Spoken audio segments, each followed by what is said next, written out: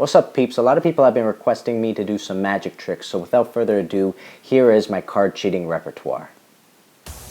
A lot of people have heard about card cheaters, but not a lot of people have experienced card cheaters. A card cheater is essentially someone that can control 52 cards in the deck at an entire time without losing track of where the cards are, and when they get good enough, they're able to actually pick up any four of a kind and bring them to the top of the pack. Now, the first test that a lot of card cheaters try to accomplish is this. They take 4 cards, any four of a kind, they put them into 4 different positions in the pack.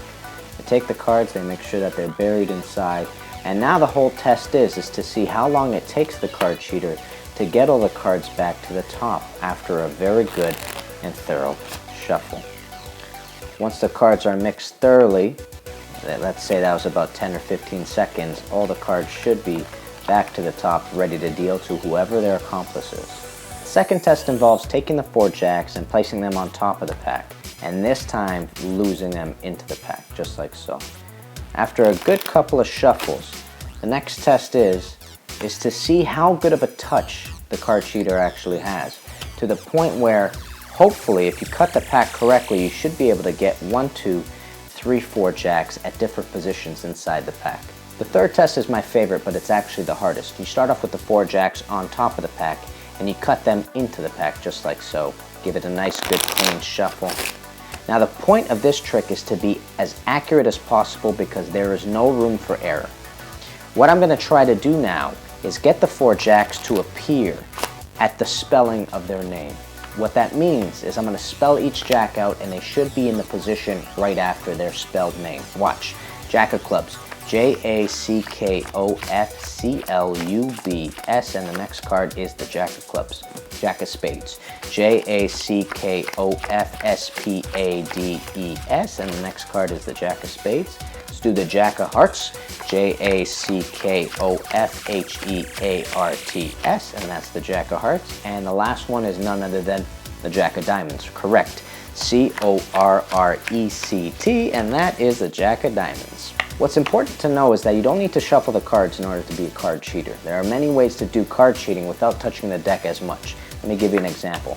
If I wanted to play blackjack and I wanted to deal this to somebody, I'd take the jack and I'd put it on top of the pack, and I'd deal down as many cards as it was necessary until I came around to myself, which I would deal the jack.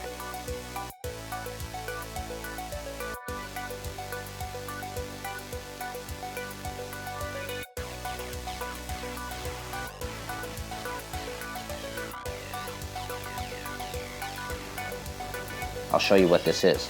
The jack actually goes on top and it stays there, and I do deal down cards, but I keep the jack for myself. This is called a second deal.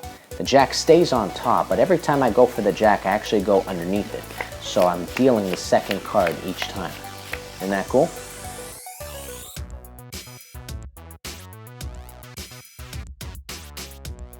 The next technique I'm going to show you is called the bottom deal or base deal. It's when all 4 cards are put onto the bottom of the pack in order to deal to my accomplice or to myself during a game of blackjack. Take a look.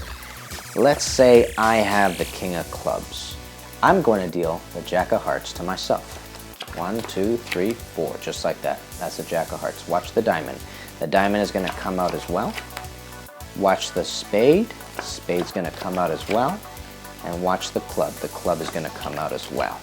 What you got to remember about card cheaters is that they're always a step ahead. Whether it be countless hours honing their act or having 2 or 3 people at the table as accomplices, you have to remember that they do this for a living. So if you ever catch somebody in the act, you have to get home safe. The best thing to do is to take your losses, pick up your jacket, and just head home. If you start pointing fingers and telling people that they did something wrong, you might actually get hurt. So you have to be very careful. I showed you a couple of things today because a lot of people have requested for me to show some magic, but also because I wanted to make you aware that there are people with these skills out there, kind of like me. My name is Kenny Molotov. Please like and subscribe, and I'll see you guys very soon.